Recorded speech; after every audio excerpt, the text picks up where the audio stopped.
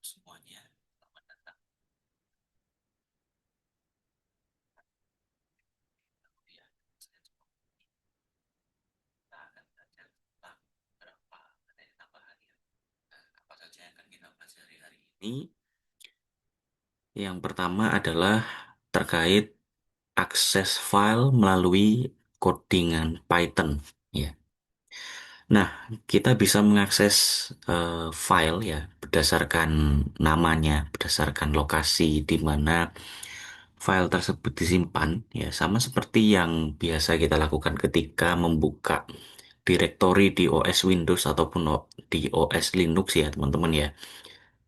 Namun yang membedakan ya, kalau di Python itu misalnya Anda pakai Windows, maka untuk memisahkan direktori dan file itu menggunakan backslash ya. Jadi pakai garis miring yang terbalik ya.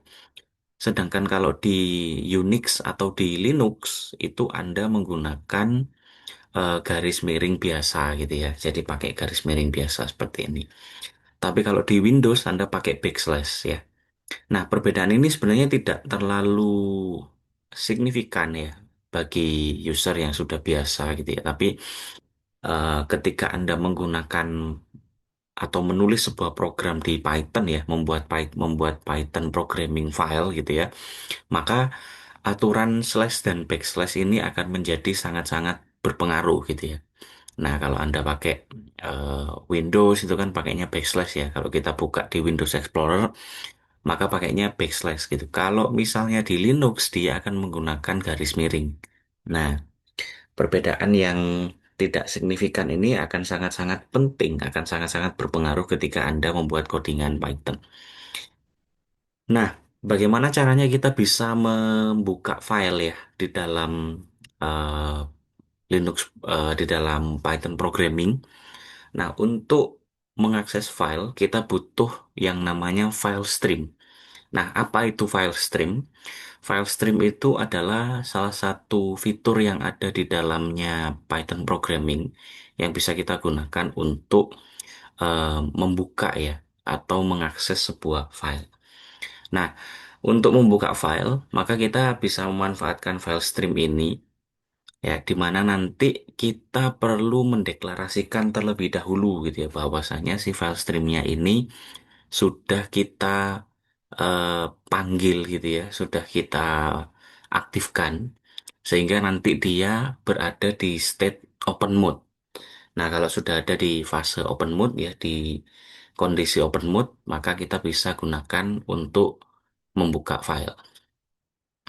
Nah, apabila proses streaming ya, streaming dalam artian proses membuka filenya itu berhasil, maka program kita ya, program Python kita nantinya akan diizinkan untuk melakukan beberapa operasi ya, yang nantinya bisa kita lakukan pada saat membuka file ya.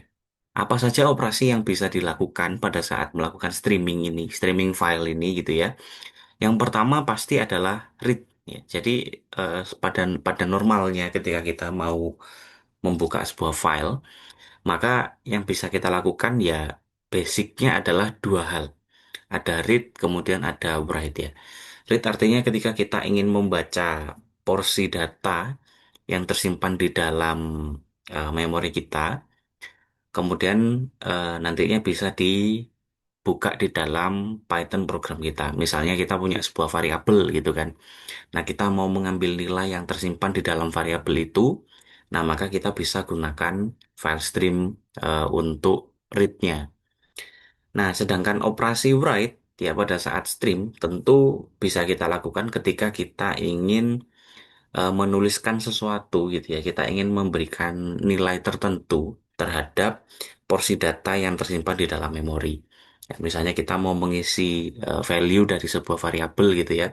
Kemudian nanti mau kita transfer atau mau kita kirimkan menuju ke sebuah file tertentu. Nah, itu maka kita bisa gunakan operasi write. Nah, kemudian untuk modenya sendiri ada tiga ya pada saat kita membuka stream. Yang pertama ada read mode. Read mode ini artinya kita membuka stream yang hanya diperbolehkan untuk baca saja. Jadi kita tidak diperbolehkan untuk menuliskan sesuatu, tidak boleh melakukan modifikasi apapun gitu ya. Hanya membaca kontennya saja gitu ya. Dari sebuah file kita buka, kemudian isi dari konten itu sebenarnya apa gitu ya. Jadi hanya membaca. Nah, kalau misalnya kita mencoba untuk menuliskan sesuatu ke dalam stream ini, misalnya kita ingin memodifikasi gitu ya, maka nanti hasilnya dia akan menjadi exception ya. Exceptionnya yang akan muncul ada unsupported operation gitu kan, karena memang harusnya hanya boleh read tapi dipaksa untuk write. Yang mana unsupported operation ini menginherit gitu ya, mewarisi class OS error and value error ya. Jadi ada OS error dan value error sebagai parentnya. Nah, unsupported operation ini merupakan turunan ya dari OS error dan value error. Yang mana mereka ini semuanya bersumber dari I/O modul ya, berkaitan dengan I/O modul. Nah, kemudian ada mode write mode. Nah, write mode ini adalah stream yang kita buka untuk mode write operation only. Jadi hanya khusus untuk nulis gitu ya. Maka kalau misalnya kita melakukan attempt ya, kalau misalnya kita melakukan percobaan untuk membaca data gitu ya, maka nanti juga akan sama ya seperti pada saat read mode, dia akan memunculkan unsupported operation. Nah, yang mana dia akan memprevent kita untuk melakukan read mode. Jadi khusus ya, kalau read mode untuk baca saja, kalau write mode itu khusus untuk menulis saja, melakukan pembuatan data baru gitu ya. Kemudian ada update mode. Nah, ini stream yang kita buka yang memungkinkan kita untuk melakukan write dan read sekaligus. Ya, jadi ada tiga basic ya. Jadi ada read mode, ada write mode, dan ada update ya. Kalau kita butuh read and write bersamaan ya silakan pakai yang update. Nah, Python akan mengasumsikan bahwa setiap file itu terletak di dalam eh, sebuah class ya. Jadi setiap file itu akan tersembunyi di balik sebuah objek dari sebuah class. Nah, objek dari sebuah class ini akan dibentuk ya ketika Anda membuka sebuah file. Dan ketika Anda sudah menutup ya, tidak lagi mengakses file tersebut, maka objeknya ini nanti akan dihapus, ya akan dibuang. Ya, secara umum objeknya itu nanti akan terbentuk dari beberapa kelas yang ada di gambar gitu ya. Ada IO base, yang mana IO base ini nanti bisa terdiri dari raw IO base, bisa juga dalam bentuk buffered IO base, bisa juga dalam bentuk text IO base ya. Nah, ini bentuk data yang bisa kita gunakan ya ketika kita melakukan streaming terhadap sebuah file. Nah, ketika kita membuka sebuah streaming, maka sangat dianjurkan bahwa setiap data yang dibuka itu akan diproses sebagai teks ya, ini secara default ya. Jadi kalau misalnya tidak ada kepentingan untuk mengubah datanya menjadi teks, maka nanti apa namanya, kalau misalnya datanya itu dalam bentuk teks, maka nanti file handlernya itu akan otomatis mengubah modenya menjadi teks mode ya. Nah, selama proses untuk membaca dan menuliskan data dari file yang kita buka itu, maka nanti Windows ya, kalau kita pakai Windows ya, Windows environment itu akan mentranslate, jadi akan mengubah gitu ya, mengubah karakter new line. New line itu artinya enter ya teman-teman ya. Kita membuat garis atau enter ya. Enter itu artinya baris baru ya. Nah, itu nanti Windows itu akan melakukan proses translation gitu ya. Jadi ada perubahan ya, dari yang semula enter menjadi slash n ya. Nah, jadi kalau misalnya di apa namanya di Windows itu nanti terdeteksinya sebagai backslash r backslash n gitu kan. Jadi seperti ini, backslash r backslash n karakter ini akan di replace, ini akan diganti dengan backslash n karakter. Dan kalau misalnya ada backslash n akan diubah menjadi backslash r dan backslash n gitu ya. Jadi akan ditranslate. Nah, apa yang terjadi ketika kita membuka sebuah stream ya? Ketika kita membuka sebuah stream ya, maka kita bisa menggunakan komando open ya kalau di dalam Python. Jadi misalnya di sini kita punya sebuah variabel namanya stream sama dengan open gitu ya. Nah, ini open ini artinya kita ingin membuka sebuah file. Nah, kemudian parameter pertama ini adalah nama filenya gitu ya, lokasi filenya di mana. Kemudian modenya, nah modenya tadi ada tiga ya, kita mau melakukan read, write, atau update. Kemudian encodingnya ini biasanya kode karakter yang digunakan ya. Jadi kalau encoding yang umum digunakan itu misalnya ada UTF-8 gitu ya. Kalau misalnya kita membuka sebuah file teks. Nah, seperti yang bisa Anda baca di keterangan bagian bawahnya ini ya, bahwasanya file yang bisa kita akses nantinya itu bisa dibuka dengan menggunakan fungsi open. Parameter pertama digunakan untuk memasukkan atau menginputkan nama dari file yang akan kita buka. Parameter keduanya digunakan untuk memilih mode dan parameter ketiga digunakan untuk memilih tipe encode-nya. Nah, untuk open mode-nya sendiri ada R ya. R itu read. Jadi kalau Anda pakai R ini Anda akan menggunakan mode read ya. Filenya harus ada gitu kan. Dan filenya harus bisa di-read ya. Jadi syaratnya kalau Anda mau pakai mode open R ini, open R itu read ya. Nah, Anda harus memastikan bahwa file yang mau Anda buka itu memang sudah ada gitu ya.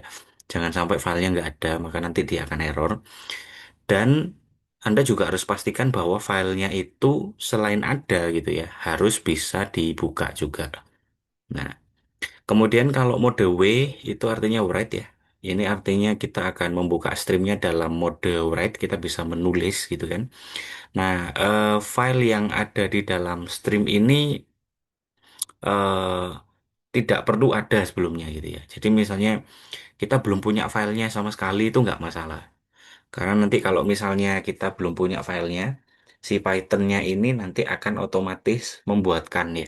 Jadi dia akan meng-create gitu ya, meng-createkan filenya untuk kita. Kalau read tadi harus ada dulu filenya. Kalau write nggak ada pun nggak masalah, karena nanti si Python-nya akan membuatkan file baru. Nah, kalau misalnya sebelumnya filenya sudah ada gitu ya, maka dia akan di-truncate menjadi nol ukurannya ya. Dengan kata lain dia akan dihapus. Ya, jadi kalau misalnya kita punya file sudah ada isinya gitu ya. Kalau kita open mode pakai mode W, pakai mode write, maka isi yang sebelumnya sudah ada itu akan di erase, akan dihapus.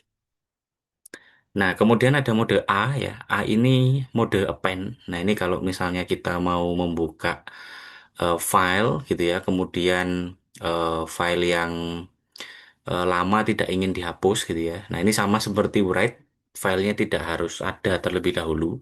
Kalau nggak ada, maka dia akan bikinkan filenya. Tapi kalau misalnya sudah ada, maka nanti dia akan melanjutkan datanya itu di eh, bagian akhir ya dari sebuah filenya. Jadi dia akan lanjutkan ya. End of the file itu artinya di bagian paling akhir. Jadi kita misalkan sudah punya teks tertentu gitu ya. Aku mau makan misalnya gitu ya.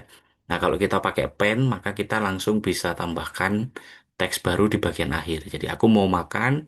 Nah, setelah makan itu bisa kita tambahkan atau bisa kita lanjutkan dengan teks berikutnya. Itu kalau pakai pen. Jadi tidak di-erase. Kalau pakai write, misalnya kita sudah punya file isinya tulisan aku mau makan, terus kita pakai write gitu ya, maka tulisan aku mau makan tadi yang sudah kita buat itu akan hilang. Nah, akan di-erase. Balik lagi ke nol gitu ya. Kosong. Kemudian ada juga mode R plus ya. R plus ini artinya adalah read and update. Jadi nanti kalau teman-teman melihat ke depannya ini ada plusnya, itu artinya ada update-nya ya. Nah, ini streamnya akan dibuka dalam mode read dan update ya. Nah, file yang terasosiasi dengan stream ini harus ada. dan harus bisa ditulis gitu, ya, harus bisa diupdate. Nah, kalau tidak ada dan filenya hanya read only misalnya, nah maka nanti dia akan eh, memunculkan exception. Jadi ketika kita membuka fungsi open tadi ya, yang di slide sebelumnya, maka nanti dia akan memunculkan exception kalau misalnya filenya belum ada dan tidak bisa diedit atau tidak bisa diupdate, gitu ya. Nah, kemudian ada juga mode W+. W+ ini artinya write and update ya. Jadi kita bisa melakukan write and update mode. Nah, ini filenya tidak harus ada ya. Ciri khas dari write itu selalu begitu. Jadi filenya tidak harus ada dulu. Kalau tidak ada, maka si Python-nya nanti akan membuatkan file baru gitu ya. Nah, kemudian kalau misalnya nanti di bagian mode itu teman-teman menemukan karakter B gitu ya di akhir setiap mode. Nah, itu artinya streamnya itu dibuka dalam bentuk binary, bukan dalam bentuk teks atau dalam bentuk file biasa. Nah, kalau ada B-nya di belakang, artinya dia itu dibuka dalam bentuk binary. Jadi yang dibuka itu bentuk binernya, teman-teman.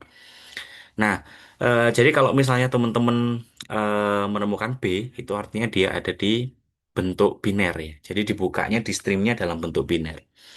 Nah, kalau misalnya teman-teman menemukan T, itu artinya filenya itu dibuka dalam mode string ya.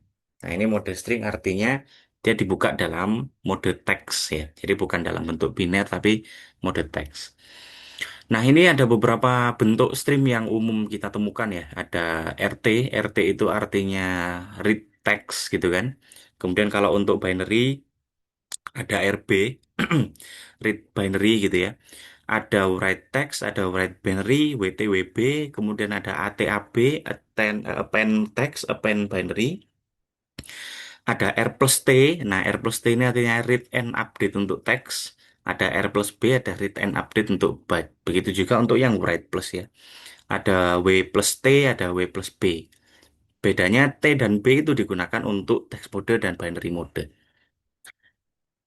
Nah, ketika program kita dimulai, sejatinya gitu ya, stream yang dibutuhkan itu sebenarnya sudah jalan gitu ya. Jadi si apa namanya si Python itu akan otomatis mengaktifkan fitur-fitur atau library-library yang dibutuhkan untuk melakukan file streaming.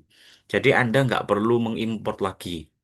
Gitu ya. Jadi secara otomatis ketika kita ngoding Python, Python itu akan automatically mengaktifkan berbagai library yang dibutuhkan untuk melakukan file streaming.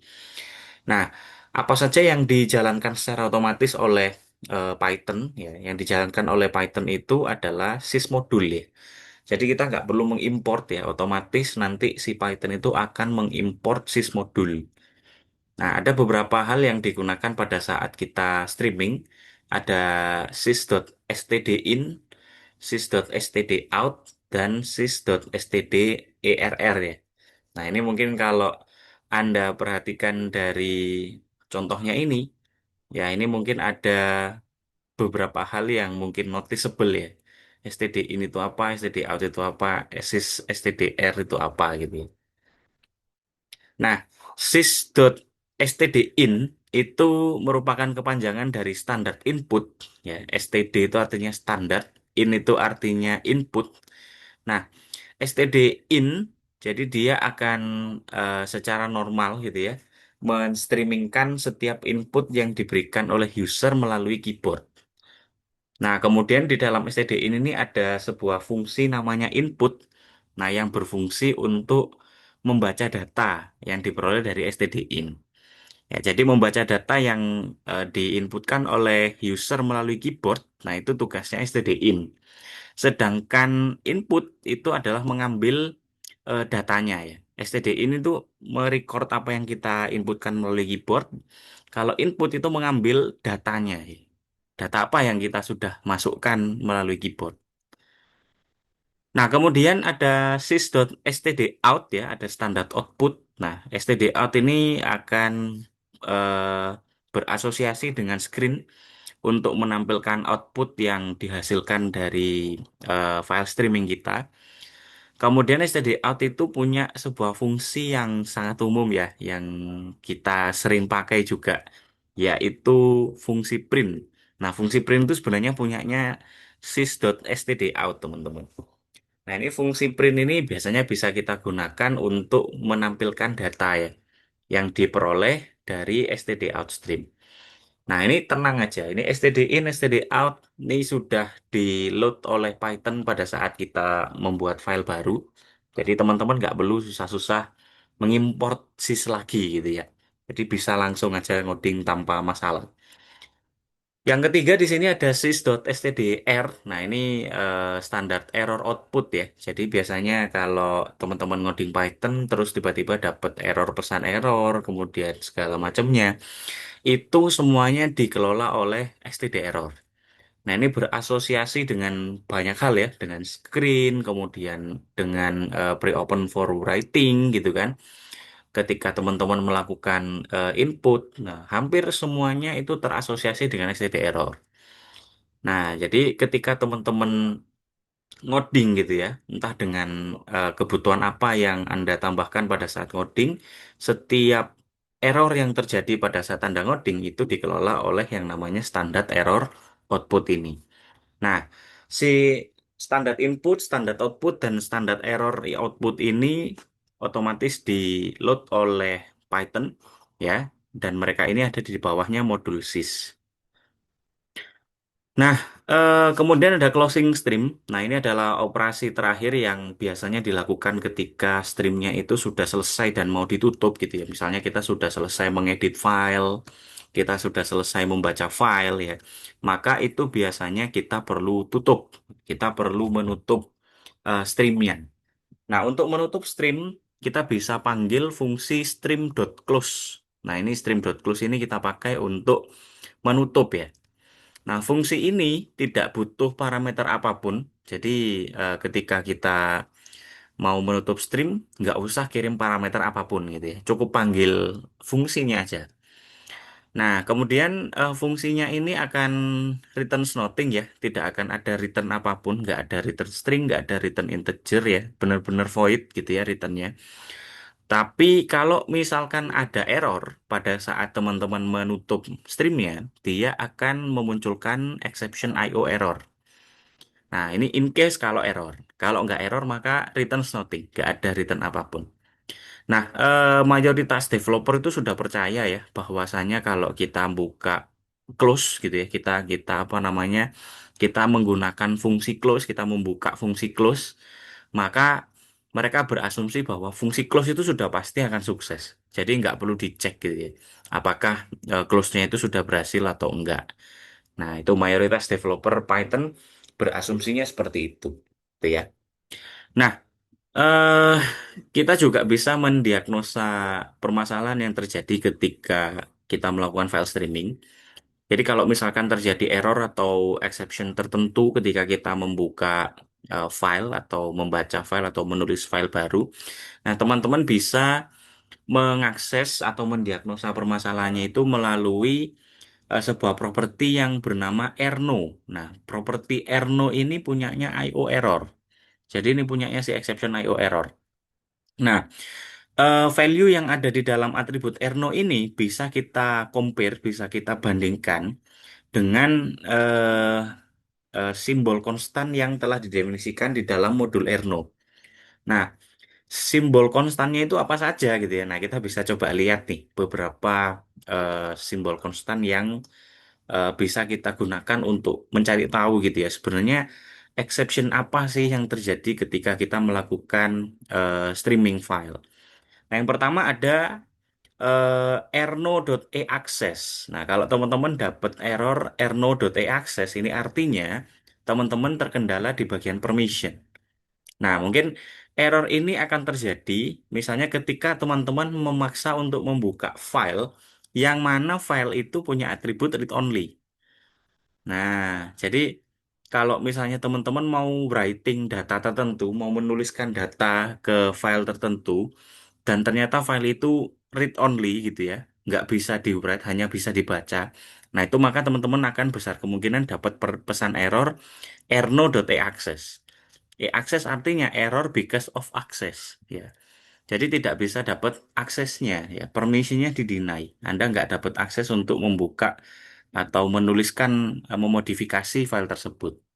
Nah, ini yang pertama. Yang kedua ada ebadf ya, erno.ebadf. Nah, ebadf itu apa artinya? Error because of bad file number. Jadi error ini akan terjadi ketika teman-teman mencoba untuk mengoperasikan data dengan stream yang masih belum dibuka. Jadi kalau Anda mau buka isi dari file itu kan harus di stream dulu ya. Nah, kalau streamnya belum dimulai terus teman-teman mau ngambil datanya, teman-teman akan dapat ebadf, bad file number. Selanjutnya ada erno ee access. Ini error because of the file is not access gitu ya. Jadi error ini akan muncul ketika teman-teman merename sebuah file misalnya gitu ya ke nama yang lama gitu ya. Jadi kalau kita mau merename file eh, dengan nama file yang lama, biasanya file filenya itu, oh sorry, ini bukan untuk filenya tidak ada ya, tapi file access itu artinya sudah ada file dengan nama yang sama sebelumnya. Jadi filenya sudah ada gitu ya. Kita tidak bisa membuat file dengan nama atau identitas yang sama. Jadi kembar gitu ya. Ini sudah ada nih file yang bernama ini sebelumnya. Anda tidak boleh menggunakan nama yang sama. Nah, ibaratnya seperti itu. Kemudian ada Erno EFBIG, ini file too large ya. Jadi kadang-kadang Anda itu ketika membuat sebuah file, nah itu ukurannya itu jauh lebih besar dibandingkan ukuran maksimal yang diperbolehkan oleh operating system. Jadi misalnya untuk file tertentu itu ukurannya misalnya maksimal 1 MB gitu misalnya ya. Nah ternyata file yang teman-teman mau bikin itu ukurannya melebihi 1 MB. Nah itu nanti akan men-trigger terjadinya erno.tfbig, ya, file too large. Ada EISDIR. Nah, ini error yang muncul misalnya ketika Anda itu memperlakukan folder sebagai sebuah file ya. Jadi ketuker. Sebenarnya itu sebuah file. Sebenarnya itu adalah sebuah folder gitu ya. Tapi teman-teman menganggap itu sebagai file dan ingin membukanya gitu ya. Nah, maka yang muncul adalah EISDIR. Ya. Anda nggak bisa buka file ini gitu ya. Ini bukan sebuah file, ini sebuah folder. Nah, sistem berusaha memberitahu itu ke Anda gitu ya. Nah, kemudian ada erno em file. Nah, ini too many open files ya. Error ini akan muncul ketika teman-teman mau membuka beberapa stream sekaligus gitu ya dalam satu waktu. Nah, melebihi kapasitas yang apa namanya sediakan oleh operating system. Nah, misalnya dalam satu waktu Anda hanya diperbolehkan untuk streaming 10 file gitu ya. Tapi Anda mencoba untuk menerobos itu gitu ya, menerobos batasan itu. Anda mau membuka 15 file sekaligus, maka nanti Anda akan dapat EM file ya, too many open files ya, melebihi kapasitas yang ditentukan oleh operating system. Kemudian ada erno and no end ya, ini artinya tidak ada file atau directory, jadi not found gitu ya. Jadi ini error akan muncul ketika teman-teman ingin mengakses file atau directory yang sebenarnya nggak ada gitu ya. Entah biasanya sih karena typo ya. Teman-teman salah memasukkan namanya atau salah lokasinya misalnya. Nah, itu maka nanti akan memunculkan error NON ini ya. Nah, kemudian ada NoSPC, erno.nospc. Ini artinya no space left on device. Muncul ketika storage-nya teman-teman itu sudah penuh. Jadi kalau sudah nggak ada lagi space kosong untuk menyimpan media atau file yang kita buat, maka nanti akan muncul erno.enospace. Ya, tidak ada kapasitas storage tersisa gitu ya, sudah penuh. Nah, ini sebagai sebuah contoh ya. Nah, kalau Erno ini teman-teman perlu import kalau misalnya mau membuka, mendiagnosa errornya apa, teman-teman perlu import ya. Jadi cukup import Erno saja seperti ini. Nah, misalnya kita ingin men-try open sebuah file yang diletakkan di dalam folder C, user, tc2, dokumen, teks1.txt. Nah, ini kalau misalnya di Python ya, kita nggak perlu pakai backslash lagi, kita cukup pakai slash ya. Kalau di Windows kan pakainya backslash ya, C backslash user gitu kan. Nah kalau di Python teman-teman bisa langsung pakai tanda garis miring seperti biasa gini. Nah, misalnya modenya RT, RT masih ingat ya, RT itu artinya adalah read text mode gitu kan, encodingnya tidak di set di sini. Kemudian karena ini ingin read data, maka tidak ada penulisan data baru ya, cuma diakses saja datanya, isinya apa. Kemudian di close. Close ini artinya close streaming ya, filenya sudah selesai. Nah, kalau misalnya Anda lihat di bagian exception ini, di sini ada exc.erno, ya, erno non. Ini kalau misalnya filenya itu ternyata nggak ada ya, no, not exist gitu ya, maka dia akan memberi keterangan the file doesn't exist. Kemudian ada em file ya, ini kalau misalnya kita membuka apa namanya, membuka stream terlalu banyak, maka nanti dia akan memunculkan error ini, em file ini. Dan kalau misalnya errornya bukan karena not exist atau karena too many files, maka dia akan memunculkan error numbernya ya. Kita bisa panggil dengan nama exc dot erno ya. Erno itu nanti dia akan membukakan kode errornya itu berapa. Nah, ini misalnya kalau teks satunya itu ada kita jalankan, maka dia akan return nothing ya. Nggak ada returnnya sama sekali. Sama seperti yang sudah dijelaskan di slide sebelumnya. Nah, tapi kalau misalnya teks1.txt itu tidak ada, does not exist, maka dia akan memanggil fungsi exception error yang ada di exc.erno, erno.tmfile. Ini yang akan dipanggil, sorry, erno.enoen ya. Jadi ini yang akan dipanggil. Jadi karena tidak ada filenya, maka dia akan memunculkan pesan exception the file doesn't exist. Karena dia mengcompare erno-nya dengan erno.non ya. Jadi dia mengcompare itu. Jadi kalau memang fix tidak ada itemnya, ya tidak ada filenya, maka dia akan memunculkan pesan exception tersebut. Nah, itu untuk beberapa hal yang terkait dengan file streaming dan juga exception yang bisa kita gunakan untuk men-tracing in case gitu ya. Teman-teman ingin mencari tahu gitu sebenarnya apa yang menyebabkan error pada saat saya file streaming. Next, kita akan bicara tentang processing text file. Nah, di sini kita bisa menggunakan read function gitu ya. Read function ini adalah fungsi streaming yang bisa kita gunakan untuk membaca konten dari sebuah teks. Nah, kalau Anda mau membuka isi dari sebuah file ya, teks gitu ya, Anda bisa membuka filenya itu dengan menggunakan fungsi read. Nah, yang banyak dipakai itu adalah read function ya. Nah, ini Anda bisa lihat, misalnya kita punya satu file namanya teks1.txt. Nah, ini isinya adalah teks hello world gini. Kemudian misalnya kita mau membaca isi dari filenya ya. Nah, maka kita tinggal panggil aja fungsi open. Nah, ini parameter pertama kita letakkan filenya di mana gitu ya, alamat directory filenya di mana. Kemudian parameter yang kedua ini adalah modenya. Nah, ini misalkan RT.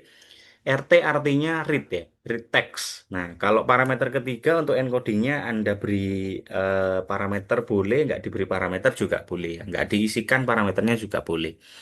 Nah, untuk eh, membuka file ya, jadi ini open ini dia sudah membuat gitu ya. Dia sudah melakukan streaming terhadap file yang ada di lokasi parameter pertama ini. Nah, untuk menampilkan pesannya, maka teman-teman cukup panggil fungsi .read ya. S ini adalah streamingnya .read. Jadi dia akan menampilkan pesan atau konten dari file yang Anda streaming. Nah, ini bisa kalian print ya, karena ini buat teks gitu kan. Nah, kalau sudah selesai, maka nanti kita panggil s.close. Ya, kalau sudah kita read maksudnya, baru kita s.close. Nah, kemudian di sini ada exception kalau non, maka nanti dia akan memunculkan pesan the file doesn't exist. Nah, kalau bukan non, maka dia akan memunculkan error numbernya apa ya, untuk bisa kita tracing nantinya. Nah, karena teks1.txt ini isinya adalah hello world dan kita sudah panggil print s.read di sini, maka outputnya adalah hello world. Kalau filenya ada, kalau parameter yang pertama ini benar ya. Kalau Anda salah dalam menginputkan nama filenya, maka dia bisa saja akan memunculkan pesan the file doesn't exist. Nah, itu hati-hatinya di situ ya. Nah, kemudian di sini ada read line. Read line itu artinya dia akan membaca satu baris gini.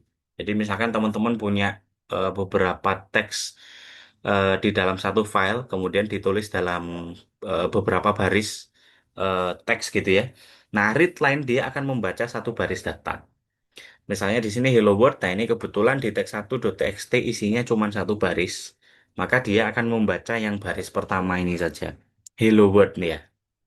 Nah, cuman kalau kita bandingkan dengan yang sebelumnya, yang berbeda hanya di bagian printnya ini ya. Kalau tadi pakai s.read, kalau ini dia pakainya s.readline. Jadi yang dibaca hanya satu baris. Kebetulan karena teks 1.txt cuma satu baris, maka yang muncul ya tulisan hello world ini aja. Ini perbandingannya, kapan kita pakai read, kapan kita pakai read line. Ya, kalau kita pakai read, artinya, nah ini ya, contohnya sekarang berbeda. Teks 1.txt isinya ada tiga baris data. Ada hello world, my name is Hope, have a great day. Ya, ada tiga baris teks gitu di sini, di sana. Nah, kalau kita pakai read function, maka semua teks yang ada di dalam teks 1.txt ini akan dimunculkan. Nah, ini akan dibaca semua. Tapi kalau kita menggunakan readline, maka yang muncul hanya teks baris paling atas saja. Hello World saja. Karena dia akan membacanya secara baris ya, baris per baris. Jadi yang ada di baris kedua, ketiga, dan seterusnya tidak akan dibaca. Yang dibaca hanya di baris pertama saja. Ini bedanya kalau kita pakai read dan readline. Nah, gimana Pak caranya kalau misalnya saya mau mengambil semua teks yang ada di dalam teks 1.txt itu kan tadi ada tiga baris Pak, ada hello world, my name is Hope, have a great day gitu ya. Saya mau ambil tiga teks itu, tiga baris teks itu, kemudian saya mau ambil itu berdasarkan barisnya. Jadi nanti ada data untuk baris pertama hello world, ada data untuk baris kedua my name is Hope, ada data ketiga have a great day. Nah, teman-teman bisa memanfaatkan fungsi read lines ya. Jadi ada fungsi read lines. Ini artinya kita bisa membaca data teks dalam sebuah file untuk setiap barisnya. Jadi returnnya nanti dia akan mereturn sebuah array. Ya, bedanya di sini read lines ya, bukan read lines lagi, tapi ada S-nya di belakang, read lines. Nah, outputnya nanti dia akan mereturn array sesuai dengan jumlah baris data yang ada di dalam file teksnya. Jadi misalkan di sini ada tiga baris, ada hello world, my name is Hope, have a great day. Maka tiga baris data ini akan di-return ke dalam sebuah array. Satu dimensi, isinya tiga data. Nah, seperti itu.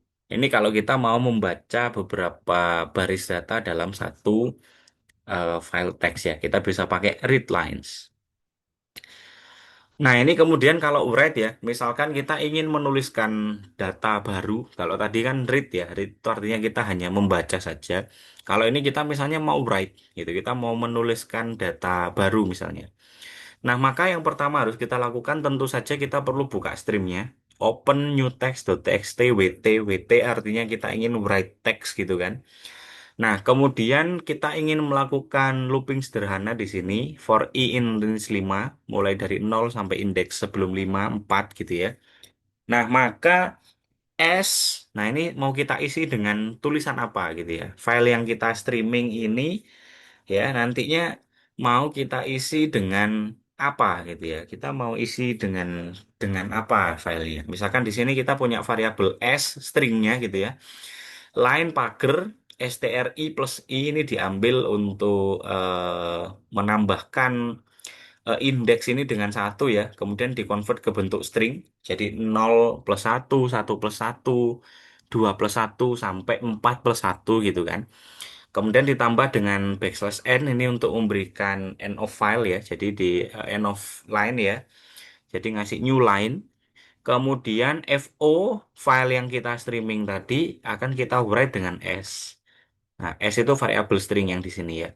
Maka nanti file new text.txt ini isinya akan dihapus dulu.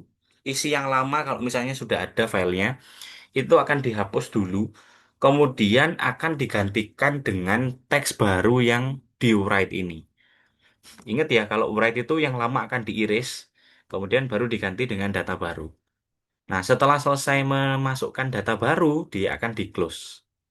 Nah, maka setelah menjalankan file ini, eh, codingan ini, maka Python akan membuat file new text.txt kalau misalnya sebelumnya belum ada gitu ya, dan membentuk isi line 1, line 2, line 3 sampai line 5 sesuai dengan teks yang kita write di dalam for loopingnya ini.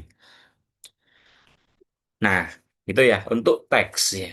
Selanjutnya kita akan masuk ke pembahasan terkait byte array. Nah, byte array ini artinya kita bisa melakukan streaming terhadap file biner.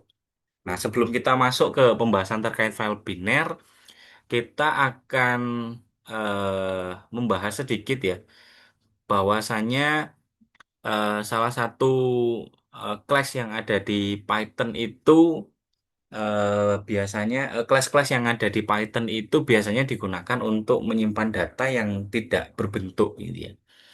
Nah, apa itu data tidak berbentuk gitu ya? Data yang nggak jelas dia itu teks ataukah gambar ataukah apa gitu ya. Jadi intinya dia itu hanya series of bytes. Jadi hanya sekumpulan byte data saja. Nah, kadang-kadang kan orang-orang itu kan melakukan steganografi gitu ya, melakukan apa namanya penyembunyian data gitu ya, sehingga kadang-kadang nggak jelas gitu ya. Dia itu sebenarnya mengirimkan gambar ataukah mengirimkan apa teks atau apa gitu ya. Kita nggak tahu bentuk datanya itu apa. Nah, di Python datanya itu tetap bisa kita streaming. Data yang nggak jelas apa namanya itu eh, ekstensinya atau tipe datanya itu tetap bisa kita baca dengan menggunakan yang namanya byte array. Jadi kita bisa streaming byte-nya. Nah, Python punya sebuah class yang terspesialisasi ya, namanya byte array. Nah, ini bisa kita gunakan untuk menampung gitu ya, data yang tidak jelas tipenya apa itu tadi dalam bentuk byte. Nah, eh ada satu batasan penting yang perlu kita ketahui bahwasanya eh, si byte array ini hanya bisa kita isi dengan nilai integer. Dan nilai integer yang bisa kita masukkan adalah nilai integer 0 sampai maksimal 255. Ya, jadi tidak bisa kita berikan lebih dari 0 atau 255. Jadi harus ada di dalam range 0 sampai 255 ya. Nah, kita bisa memperlakukan byte array elemen itu sebagai integer value. Sebagai contoh kayak gini. Misalnya kita punya sebuah variabel data merupakan sebuah byte array ukurannya 10 gitu ya. Ukuran dari byte array-nya 10. Nah, for i in range len data, jadi untuk ukuran 10 ini misalnya kita mau membuat sebuah data integer ya, yang mana data integernya itu dikurangi ya, dikurangi dari i-nya ya. I-nya ini kan sebelum 10 berarti kan 9 ya. Nah, 10 dikurangi 9 1 gitu kan. Nah, itu akan dikurangi terus data ke I-nya. 10 dikurangi 8, 10 dikurangi 7 dan seterusnya. Nah, kemudian kita print datanya. Maka kalau kita print datanya, bentuknya adalah byte array yang berisikan data binary. Nah, ini simbolisasi binary ya. X ini nanti akan merujuk ke bentuk angka gitu kan. Nah, ini teman-teman bisa lihat di sini datanya itu ada 10 ya. Ini cara ngitungnya gimana, Pak? Kita lihat slice-nya aja. Ada NT ini sudah dua ya. 3, 4, 5, 6, 7, 8, 9, 10. Jadi ada 10 data di dalam byte array ini. Karena kita tadi sudah tentukan sebanyak 10 gitu kan ya. Nah, kalau kita mau menuliskan byte array ke dalam sebuah file biner gitu ya, maka teman-teman bisa memanfaatkan fungsi streaming write ya, tapi dalam bentuk byte ya, bukan WT lagi, tapi kita akan gunakan WB. Sebagai contoh di sini open file.bin WB ya, ini artinya kita mau membuat sebuah file.bin. Kalau belum ada nanti Python akan buatkan. Kalau ternyata nggak ada, nggak ada maka si Python buatkan, kalau sudah ada dia akan mengiris gitu kan, iris yang lama diganti yang baru. Nah, kita akan isi pakai dot write ya. Kemudian apa yang mau kita isikan, misalnya di sini kita punya data yang sudah diisi dengan looping ini ya. Nah, kemudian kita tinggal panggil dot write, kemudian setelah kita write baru kita close. Nah, kalau mau reading ya sama ya. Kalau tadi write itu pakai WB, kalau reading artinya kita pakai RB. Nah, RB kemudian tinggal kita panggil aja fungsinya. Nah, ini ada read into. Read into data itu artinya kita mau membaca data yang ada di file .bin ini. Kita masukkan dulu isi dari file .bin ini ke dalam variabel data yang kita miliki. Ini semacam byte array penampung ya, teman-teman ya. Jadi kita tampung dulu di dalam variabel data ini, baru kemudian kita print gitu ya. Kita print datanya. Atau teman-teman juga bisa langsung panggil seperti ini gitu ya. Kita open dulu file .bin-nya, kemudian pakai mode RB, read byte gitu ya. Kemudian langsung aja kita tampung dalam bentuk data gitu kan. Data ini adalah array of byte di sini. Data kita convert langsung pakai apa namanya ini casting ya, byte array BF. BF itu adalah ini ya, si apa namanya si file streamingnya bf.read. Ya, kita langsung read biasa, kemudian langsung hasil readnya itu dikonversi ke bentuk byte array. Setelah itu baru kita print. Hasilnya sama. Nah, atau teman-teman bisa juga pakai limitasi ya. Jadi kalau misalnya yang mau dimunculkan itu hanya 5 data pertama ya, 5 byte pertama misalnya ya, 5 byte pertama yang mau dimunculkan. Nah, teman-teman bisa menambahkan parameter di dalam fungsi read-nya ini. Jadi misalkan bf.read 5 ini 5 ini, maka dia akan memunculkan 5 byte pertama saja. Jadi yang dimunculkan adalah 5 byte pertama dari file byte yang ada di dalam byte array. Nah, seperti itu. Ini jadi kita kalau misalnya mau membaca beberapa data saja, teman-teman bisa pakai parameter ini untuk melimitasi ya. Nah, itu untuk byte array. Selanjutnya kita akan bicara tentang Python modul yang lain ya. Di sini ada OS modul. Nah, di bagian ini Anda akan belajar tentang modul yang sangat populer sebenarnya di dalam Python. Namanya adalah OS ya. OS itu memungkinkan Anda untuk berinteraksi langsung dengan operating system melalui Python programming. Jadi Anda tinggal import saja ini modul gitu ya, namanya OS. Kita tinggal import OS gitu ya. Nah, dengan mengimport OS ini kita bisa langsung berinteraksi dengan operating system yang terinstall di device kita. Misalnya kita mau tahu ya, eh OS kita itu apa sih, Windows ataukah Linux gitu ya. Nah, teman-teman bisa aja panggil langsung os.name ya, print os.name. Kalau teman-teman pakai Windows, maka nanti dia akan mereturn NT. Kalau teman-teman pakai Linux, akan mereturn POSIX ya. Kalau Windows NT, kalau Linux atau Unix ya, nanti akan keluarnya POSIX. Nah, eh kalau dulu teman-teman belajar di operating system, Anda sudah pasti sudah jago ya caranya membuat direktori baru kan. mkdir itu sesuatu yang mungkin sudah sangat-sangat umum ya. Anda temui dan Anda lakukan gitu kan.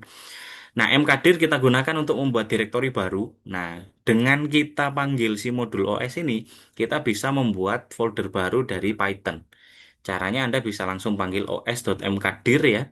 Kemudian parameternya ini adalah nama dari folder yang mau Anda buat. Nah, kemudian dulu juga waktu OS teman-teman mungkin masih ingat ya ls main L ya. Ls main L itu kan untuk melisting directory dan file yang ada di dalam sebuah Active Directory Anda gitu kan. Nah, untuk melakukan OLS main L itu Anda bisa panggil dengan cara os.listdir ya. Kita bisa melisting directory kita. Maka nanti akan muncul array, ya returnnya adalah array yang menampilkan seluruh file dan folder yang ada di dalam Active Directory Anda saat ini. Nah, kemudian ini McDirs, ya ini McDirs ini juga bisa kita pakai untuk membuat sebuah folder. Jadi selain mkdir ada mkdirs. Ini misalnya kita mau membuat sebuah subfolder di dalam folder, misalnya my first directory. Di dalamnya folder my first directory ada folder my second directory ya. Nah, ini kita bisa buat dengan menggunakan mkdirs. Nah, kemudian kalau misalnya kita mau memindahkan sebuah file, ya, kita mau memindahkan sebuah file gitu kan, maka kita bisa gunakan chadir ya. Chadir ini sama seperti CD teman-teman. Misalnya CD My First Directory ini Anda mau pindah ke Active Directory-nya itu mau dipindahkan ke First Directory, sama kayak CD My First Directory gitu ya. Nah, untuk pindah directory Anda bisa pakai os.chdir. Nah, kemudian kalau kita pakai print ya, os.tixdir ini nanti akan memunculkan ada file dan directory apa di dalam Active Directory itu. Dan kalau kita mau lihat path-nya ya, path yang saat ini kita akses, teman-teman bisa pakai get cwd ya. Apa itu CWD? Ini artinya Get Current Working Directory. Jadi Active Directory yang sedang teman-teman buka itu sekarang ada di mana gitu ya. Misalnya ini kalau di sini dia akan memunculkan user TC2 dokumen belajar Python My First Directory. Ini adalah directory aktif ya. Current Working Directory atau Active Directory yang sedang diakses oleh si usernya ini. Kemudian kita juga bisa menghapus ya pakai rmdir. Kalau dulu di Linux itu ini sama seperti rm-r gitu ya. Nah, ini kita juga bisa pakai rmdir. Ini kalau misalnya mau menghapus directory. Nah, kemudian eh, hal-hal seperti os.listdir ini kan sama seperti yang di atas ya untuk menampilkan list direktorinya. Kemudian, nah ini misalnya kita punya sebuah apa namanya kita mau ngecek gitu ya apakah perintah yang kita lakukan itu berhasil atau enggak gitu ya maka kita bisa juga eh, menampung komando yang ingin kita jalankan itu ke dalam sebuah variabel. Nah, eh, kalau teman-teman lebih terbiasa dengan komando yang ala-ala terminal atau CMD, nah teman-teman bisa juga eh, menggunakan metode yang kedua. Misalnya, Anda mau bikin sebuah folder atau directory baru, tapi Anda nggak mau pakai os.mkdir atau nggak mau pakai os.mkdir seperti yang di sini. Nah, Anda bisa gunakan os.system ya. os.system, kemudian parameternya ini Anda bisa langsung masukkan ala-ala terminal ya. mkdir, nah apa yang directory apa yang mau kita buat. Nah, jadi teman-teman bisa tuh pakai string ala-ala input di terminal gitu ya. Nah, kalau mau kayak gitu, Anda bisa pakai fungsi sistem, os.system. Parameternya tinggal Anda isi dengan apa namanya coding, bukan coding sih ya, sintak perintah yang ingin Anda masukkan ala-ala di terminal gitu. Nah, untuk ngecek apakah si eh, apa namanya ini perintah yang kita berikan ini sudah tereksekusi dengan benar atau belum, maka teman-teman bisa print variabelnya. Misalnya tadi OS System mkdir My Second Directory itu kita simpan dalam variabel namanya return value. Nah, untuk ngecek apakah dia itu sudah dieksekusi dengan berhasil atau enggaknya, kita bisa print return value-nya ya. Kalau exit statusnya 0, itu artinya perintahnya berhasil dieksekusi dengan baik. Nah, nah, ini ada modul datetime juga. Ini cukup handy ya untuk kita tampilkan data-data dalam bentuk datetime. Misalnya kita mau nampilkan dalam bentuk tanggal ya. Kalau mau nampilkan dalam bentuk tanggal, Anda cukup import date saja ya. Nah, ini misalkan kita punya variabel today, date.today gitu ya. Dia akan mengambil tanggal hari ini. Misalnya date.today itu kalau kita print dia akan mereturn 2024 325. 2024 ini adalah tahunnya, 3 ini adalah bulannya, dan 25 ini adalah harinya ya. Nah, ini kalau kita pecah satu persatu, kita juga bisa panggil secara apa namanya itu secara parsial ya. today.year ini untuk ngambil tahunnya aja, today.month ini untuk ngambil bulannya aja, today.day untuk ngambil harinya atau tanggalnya saja. Nah, kemudian kalau misalnya kita mau membuat tanggal yang custom gitu ya, ini kita mau bikin custom date gitu ya, maka teman-teman cukup panggil fungsi date di sini, parameternya tinggal diisi dengan tanggal yang mau teman-teman buat. Misalnya Anda mau bikin tahun 2019 bulan 11 tanggal 4 gitu ya. Maka parameternya silakan diisi sesuai urutan yang dicontohkan ini. Jadi year-nya dulu, habis itu month-nya, habis itu day-nya. Nah, ini kalau kita print custom date-nya, dia akan muncul 2019 bulan 11 tanggal 4. Kemudian kita juga bisa membuat date object dari timestamp ya. Timestamp itu artinya adalah stempel waktu ya. Stempel waktu itu biasanya dalam bentuk detik. Jadi detik yang saat ini itu detiknya berapa gitu ya, total detiknya. Nah, kalau teman-teman mau ambil timestamp, Anda perlu mengimport time. Nah, ini timestamp, time.time ini dia akan mereturn jumlah detik yang dimulai sejak tanggal 1 bulan 1 tahun 1970 sampai sekarang gitu ya. Nah, ini kalau kita print, ini sekarangnya bukan hari ini ya. Ini mungkin saya coba akan demokan ya teman-teman ya. Kita coba demokan sedikit. Nah, misalnya from date time ya, kita import date time, sorry, kita akan import date, kemudian kita juga akan import time. Nah, ini, nah di sini misalnya kita mau panggil sesuai yang ada di contoh ini ya, kita mau buat sebuah timestamp, timestamp sama dengan time dot time gitu ya. Nah, ini coba kita print. Print. Nah, timestamp titik dua. Nah, kita buat. Coba kita jalankan. Nah, kita tunggu dulu seperti apa hasilnya. Nah, kita tunggu dulu. Nah, timestampnya muncul ya. Jadi ini adalah detik yang muncul sampai hari ini. Nah, hari ini tuh apa? Kita coba lihat ya. Today sama dengan eh, date dot today. Nah, ini untuk memperlihatkan. Oh, sebentar. Ini belum saya print ya. Print, kita coba eh today-nya kita print ya.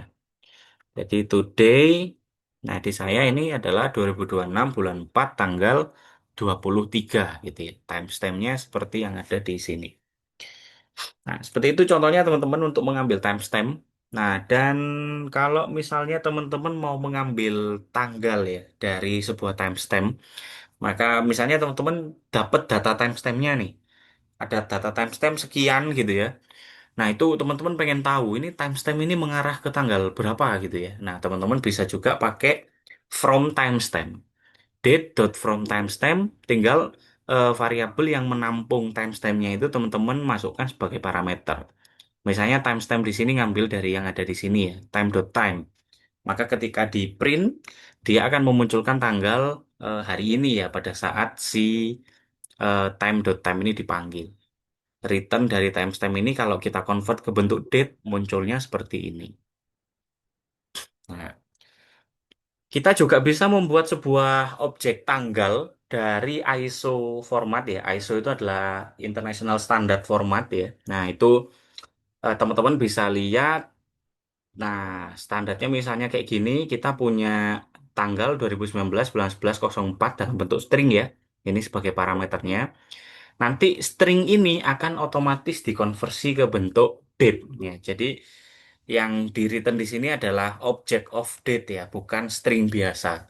Kita bisa ambil apa namanya date-nya, month-nya, year-nya gitu ya.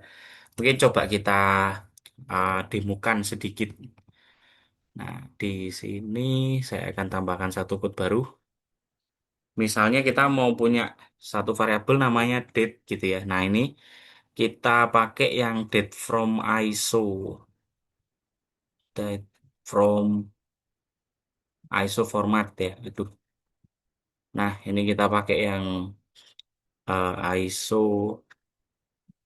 Wah, ini no suggestion ya teman-teman ya. From ISO format. Nah, misalnya kita bikin 2024 gitu ya. Misalnya bulan 12, tanggal 12. Nah, ini misalnya kita mau print D.D. Nah, ini kita misalnya mau print D.D kayak gini ya. Maka ini akan bisa dan tidak menghasilkan error. Oh, date time from ISO format. Apakah ada tipe from? Oh, sorry sebentar. Ini belum ada dotnya ya, teman-teman ya. Oke, kita jalankan. Nah, maka kita bisa dapat tanggalnya. Ya, jadi ini string yang ada di sini dikonversi ke bentuk ISO format. Gitu ya.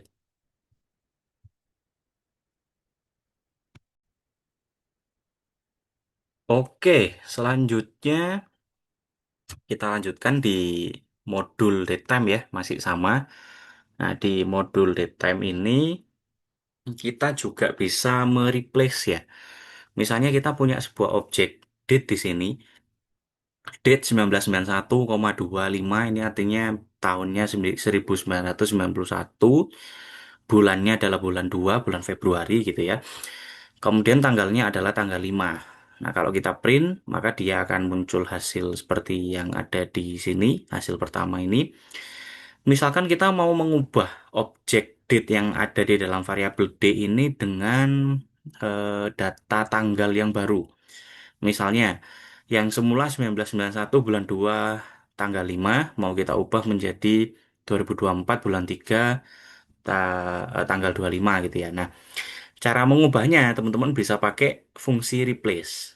Nah, year-nya kita ganti apa, month-nya kita ganti apa, D-nya kita ganti dengan apa. Nah, ini bisa teman-teman gunakan ya fungsi replace. Nah, ini kalau kita print, nah maka bentuknya sama ya, dia akan menggantikan objek yang ada di dalamnya variabel D menuju ke tanggal yang baru di sini. Nah, kemudian teman-teman juga bisa mengambil atau mengecek gitu ya, harinya itu apa sebenarnya ya dari sebuah tanggal. Misalkan tanggal 25 Maret 2024 itu sebenarnya hari apa sih gitu ya. Nah, kita bisa pakai dua cara, bisa pakai dot weekday yang ada di sini atau pakai ISO weekday. Kalau weekday itu dimulai dari 0. Jadi 0 itu Monday, 0 itu Senin gitu ya. Kemudian 6 itu Minggu. Sedangkan kalau kita pakai ISO weekday, 1 itu Senin, 7 itu Minggu ya. Jadi 1, 2, 3, 4, 5, 6, 7 gitu ya. Bedanya tipis sih ya. Kalau weekday itu dimulai dari 0, kalau ISO weekday dimulai dari 1. Nah, ini kalau kita cek di sini tanggal 25 bulan 3 2024 itu adalah hari Senin ya. Karena ini di weekday-nya 0, ISO weekday-nya 1, ini mengindikasikan bahwa ini adalah hari Senin. Oke, kita lanjut. Nah, di sini selain kita bisa membuat data dalam bentuk tanggal ya, kita bisa membentuk objek dalam bentuk waktu. Nah, ini from date time, import time, jangan lupa. Nah, kita bisa tentukan waktunya itu dalam beberapa parameter ya. Misalnya kita mau membuat sebuah objek waktu baru. Nah, kita tinggal panggil aja T sama dengan time. Parameter pertama ini untuk jam, parameter kedua ini untuk menitnya, parameter ketiga ini adalah untuk detiknya, parameter keempat ini adalah microsecond. Ya. Nah, jadi misalnya kita punya data seperti ini 14, 53, 21, ini artinya 14 jam, 53 menit, 20 detik, 1 microsecond. Nah, ini objek time ya, teman-teman ya. Jadi kalau objek time itu bisa kita ambil atribut-atributnya. Bisa kita ambil atribut jamnya, bisa kita ambil menitnya, secondnya, atau microsecondnya. Nah, ini kalau time ya. Nah, kita juga bisa membuat date time. Date time itu apa, Pak? Gitu ya, date time itu adalah gabungan dari date dan juga time. Jadi ada date-nya, ada time-nya sekaligus. Jadi ada dua langsung ya. Jadi ada date-nya ada, time-nya juga ada. Nah, parameternya bisa teman-teman amati di sini. Untuk membuatnya kita cukup import datetime ya, from datetime import datetime. Nah, di sini ada DT ya. DT itu adalah variabelnya, variabel untuk menampung objek datetime-nya. Sama dengan datetime. Nah, parameter pertama tahunnya, parameter kedua bulannya, parameter ketiga ini adalah tanggalnya, parameter keempat ini adalah jamnya, parameter kelima ini adalah menitnya. Nah, jadi 2019 bulan 11 tanggal 4 gitu ya, jam 14.53. Nah, ini kalau misalnya teman-teman mau print, ya objek DT ini adalah objek datetime-nya. Dan karena dia ini date time, maka kita bisa ambil tanggalnya saja, bisa juga kita ambil jamnya saja. Kalau Anda mau ngambil tanggalnya saja, Anda cukup panggil dt.date. Ya, ini dia akan mereturn tanggalnya saja. Kalau Anda mau ambil time-nya, maka Anda cukup panggil dt.time-nya saja. Ya, teman-teman cukup panggil dt.time-nya aja. Nah, kemudian ini ada beberapa fungsi yang ada di dalamnya datetime ya.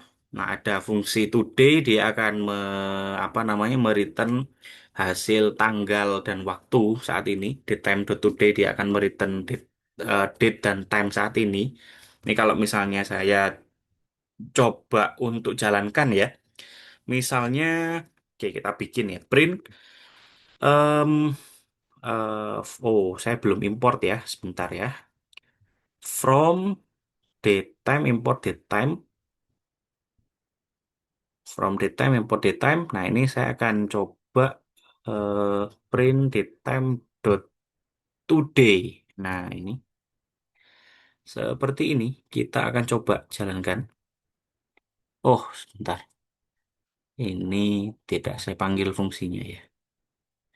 Nah, jadi untuk saat ini tanggal 23 bulan 4 2026 jam 4 lewat 25 menit ya, 28 detik 540.323 microsecond. Jadi lengkap ya, ada date-nya, ada time-nya juga. Nah, kemudian ada datetime.now ini sebenarnya sama aja sih dengan today ya, nggak akan ada beda harusnya. Tapi nggak apa-apa kita coba eh, untuk munculkan ya datetime now. Nah, sama ya teman-teman ya. Jadi formatnya sama, ada date-nya, ada time-nya, dan itu lengkap sekali sampai ke microsecond-nya gitu ya. Nah, kemudian kita juga bisa memprint jam UTC saat ini. UTC bukan Ubaya Training Center ya teman-teman ya. UTC itu adalah pusat jam dunia ya. Kalau dulu namanya GMT. Nah, kalau sekarang jadi UTC ya. Nah, GMT ya, UTC. Kita bisa juga mencari tahu. Jadi waktu sentral dunia itu ya, UTC 0 gitu ya. Itu berapa sih jam berapa sih sekarang gitu ya. Kalau di Indonesia di tempat saya sekarang jam 4 lewat 26 gitu kan. Nah, kalau kita start di sini eh daytime UTC now, oh deprecation warning dia bilang ya. Deprecate. Nah, tapi nggak apa-apa. Ini masih muncul ya. Walaupun deprecate ini kayaknya nanti akan diganti teman-teman UTC Now ini. Mungkin nanti akan di remove ya di Python versi berikutnya. Nah, cuman nggak apa-apa. Di sini kita masih bisa mendapatkan tanggal UTC-nya. Nah, kita coba kasih keterangan berbeda deh. Kita coba saya tambahkan string ya, UTC time ya. Nah, ini saya kasih kayak gini. Jadi biar supaya lebih terlihat. Nah ini UTC time sekarang masih tanggal 22 bulan 4 2026 jam 21 lewat 27 menit. Jadi lebih cepat kita ya karena memang kalau secara teritorial kita itu kan UTC plus 7 ya. Bedanya 7 jam dibandingkan UTC ya, dibandingkan pusat ya. Jam pusat dunia itu kita 7 jam lebih cepat gitu kan.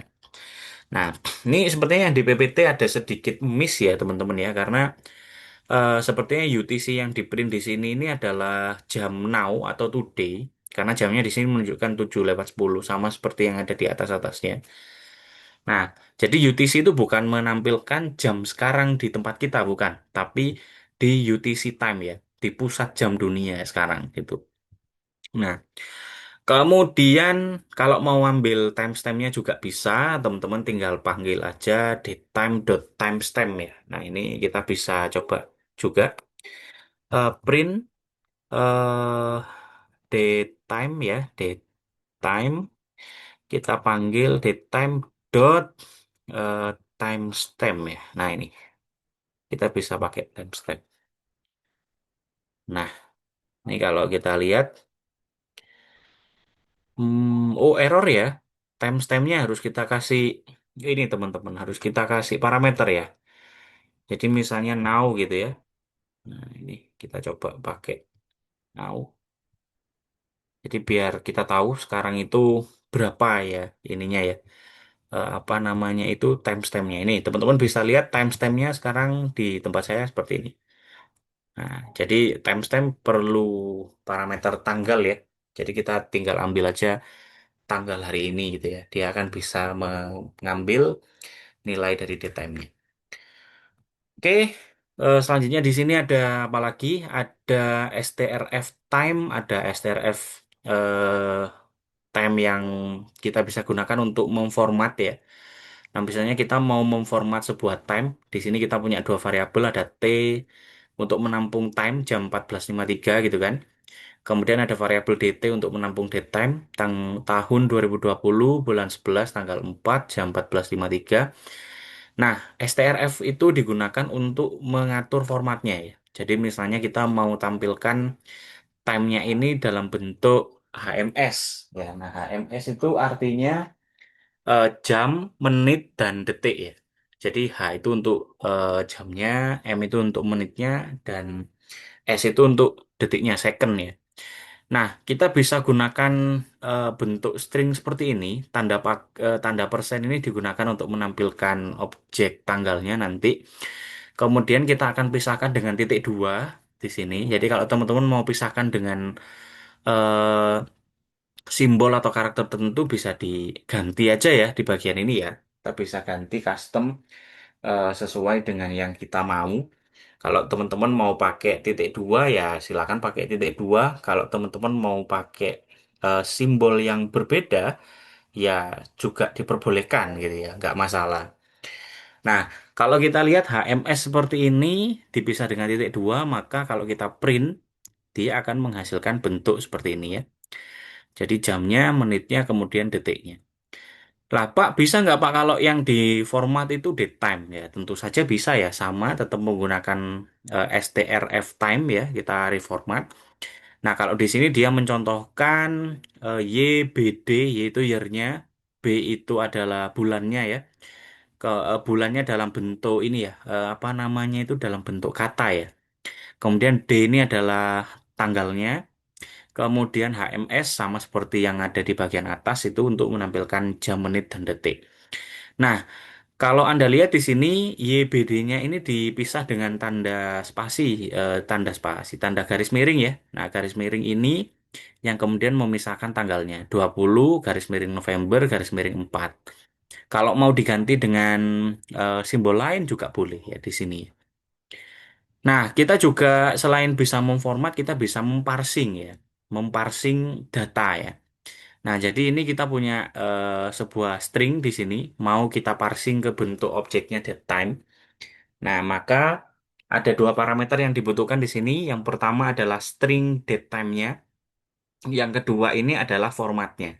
Nah, satu hal yang penting di sini, kalau teman-teman punya data string seperti ini, maka pastikan formatnya sama dengan yang ada di sini. Ya, jadi kalau di sininya dipisah dengan tanda garis miring, ya di formatnya juga harus dipisah dengan garis miring. Kalau jamnya dipisah dengan titik dua, maka di sini juga harus diganti dengan titik dua. Ya, jadi harus apa namanya itu harus sama ya, wajib sama. Kalau tidak sama, dia akan menghasilkan error. Nah, ini proses mengkonversi dari bentuk string datetime ke bentuk datetime dengan format. Ya, jadi teman-teman bisa lakukan ini. Syaratnya satu, pastikan format penulisan antara yang tanggal stringnya ini dengan formatnya itu sama ya. Jadi kalau tanggalnya dipisah dengan garis miring, pastikan garis miringnya sama. Kemudian kalau jamnya dipisah dengan titik dua, maka jamnya yang di sini formatnya juga harus dipisah dengan titik dua. Simple ya, cukup dipastikan aja bahwa itu sama formatnya. Next, di sini kita juga bisa melakukan date time operation ya. Misalnya kita mau menghitung selisih itu sangat-sangat possible to be done di Python ya. Kita bisa tinggal kurangkan aja kayak matematika pada umumnya gitu ya. Misalnya di sini kita punya dua tanggal D1 dan D2. D1 itu tanggal 2020 bulan 11 tanggal 4. D2-nya 2019 bulan 11 tanggal 4 juga. Nah, misalnya kita mau menghitung selisih, maka tinggal D1 dikurangi D2. Nah, kayak matematika pada umumnya gitu ya. D1 dikurangi D2, maka muncullah di sini selisihnya berapa? Di sini munculnya 366 days. Ya, ini 1 tahun yang lalu. Kemudian misalnya kita mau menghitung selisih yang lebih lengkap lagi, nggak cuma jumlah harinya, tapi sampai ke jam-jamnya, Pak, gitu ya. Nah, misalnya di sini kita punya dua objek datetime, ada DT1 dan DT2. Ya, tanggalnya yang DT1 2020, bulan 11 tanggal 4, jam 00.00.00 gitu ya, pas tengah malam gitu kan. Kemudian date time objek yang kedua ada 2019 bulan 11 tanggal 4 jam 14.53 00. Nah, kita mau menghitung selisih hari sekaligus um, selisih jamnya gitu ya. Maka selisih jamnya adalah maka 2019 bulan 11 tanggal 4 ini DT2 itu adalah 365 hari yang lalu 9 9 jam 7 menit yang lalu gitu ya. Jadi spesifik sampai ke jam dan menitnya. Bahkan kalau mau dikasih detik yang berbeda, ini saya yakin jumlah detiknya juga akan muncul ya teman-teman ya. Seperti itu untuk modul yang bisa kita gunakan untuk menghitung selisih ini ya. Nah, selanjutnya kita juga bisa melihat time delta. Nah, ini misalnya ya, kita punya time delta, weeks-nya 2, days-nya 2, hour-nya 3. Ini secara delta. Delta itu kan teman-teman bisa mengkonversi gitu ya, mengkonversi untuk menghitung total gitu kan ya, totalnya ya. Delta itu kan selalu kita gunakan untuk menghitung apa namanya, eh bukan total juga ya, tapi kita punya data minggu, jumlah minggunya 2, jumlah harinya 2, jumlah jamnya 3. Nah, itu kalau kita mau konversi ke bentuk jumlah hari dan jam, maka bentuknya seperti apa? Nah, 16 days ya, ini weeks-nya 2, 2 minggu itu kan 14 hari, kemudian ditambah dengan 2 hari, berarti 14 tambah 2 itu 16, dan jumlah jamnya 3. Jadi kalau kita print, di sini akan muncul 16 hari, 3 jam. Nah, kalau misalnya delta pertama itu dikalikan dengan 2 gitu ya, yang atas ini, delta yang pertama ini kita kalikan 2, kita double gitu ya. Maka 16-nya kan tinggal dikali 2 kan, jadi 32, 3 jamnya menjadi 6 jam. Nah, kemudian kita juga bisa menjumlahkan tanggal tertentu dengan eh, delta 2. Ya, ini kan kita punya delta 2 yang merupakan dua kalinya delta gitu kan. Artinya 2019 bulan 10 tanggal 4 ditambah 32 hari 6 jam. Nah, kalau 2019 bulan 10 tanggal 4 ini ditambah 32 hari 6 jam, jadinya tanggal berapa? Nah, maka hasilnya kalau 2019 bulan 10 tanggal 4 ditambah 32 hari 6 jam, dia jadinya adalah 2019 bulan 11 tanggal 5. Loh Pak, kok nggak muncul jamnya? Nah, di sini kan kita pakai date ya teman-teman ya. Kalau mau muncul sama jam-jamnya juga, pakailah date time. Ya, jadi date time ini bisa kita gunakan untuk menampilkan tanggal sekaligus waktunya. Nah, ini muncullah 2019 bulan 11 tanggal 5 jam 20 lewat 53 menit titik 00. Nah, ini kalau bisa ya, bisa kita tambahkan dengan selisih harinya. Misalkan tadi kita mau tambahkan 32 days ya, aman-aman aja, nggak masalah. Nah, kemudian ini ada time module. Nah, ini ada time module ya. Kita bisa mengimport time. Nah, class student, misalnya kita punya class, kemudian ada fungsi take nap ya, self second. Kita bisa print I am very tired, I have to take a nap, see you later gitu kan. Time dot sleep second. Nah, kemudian I slept well, I feel great gitu ya. Nah, misalnya take nap ya, take nap itu kita panggil di sini. Nah, parameternya second. Nah, maka di sini student ya kan, student do take nap gitu kan. I am very tired. Nah, I have to take a nap. See you later. Nah, ini mungkin kita bisa coba ya. Ini mungkin kita bisa coba. Nah, coba seperti apa sih hasilnya gitu ya. Nah, ini import time. Kemudian kita bikin dulu kelasnya. Class student. Oh, class student. Nah, dia punya dev eh, take nap gitu ya. Self. Kemudian tadi second gitu ya. Seconds. Titik dua. Nah, misalnya ini ya kita pakai yang auto completion suggestion yang ada di sini aja. Kemudian, nah kita coba panggil ya. Kita panggil misalnya student sama dengan student. Nah, ini kemudian kita panggil student dot take nap sebanyak 5 detik aja. Nah, ini kira-kira apa yang akan terjadi? Kita coba lihat. Nah, dia akan nunggu ya. Nah, ini ya, ada timernya 5 detik. Nah, setelah 5 detik berlalu, maka muncul done with nap.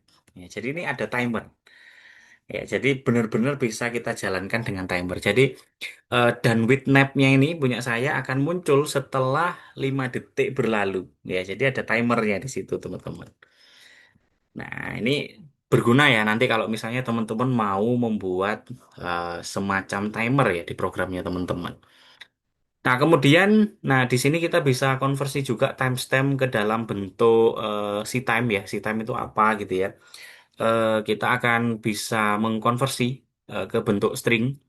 Nah, ini kalau misalnya kita mau konversi dalam bentuk string, nah misalnya ini ada sebuah timestamp. Ini timestamp yang sepertinya dihitung mulai tanggal 1 Januari 1970 menuju ke bentuk string. Nah, kita bisa dapatkan tanggalnya seperti ini. Monday, ya saat ini gitu ya, timestamp ini merujuk ke tanggal 4 November 2019, hari Senin, jam 14:53. Jadi dari timestamp tertentu, kita bisa memprint string date time-nya secara lengkap bahkan dengan harinya. Nah, kemudian di sini ada timestamp. Misalnya dari timestamp tertentu kita mau return ke bentuk objek UTC ya. UTC tadi jam pusat dunia. Nah, kita bisa konversikan ini ke bentuk timestamp. Nah, kalau kita konversi, hasil konversinya akan membentuk seperti ini. Time.struct time.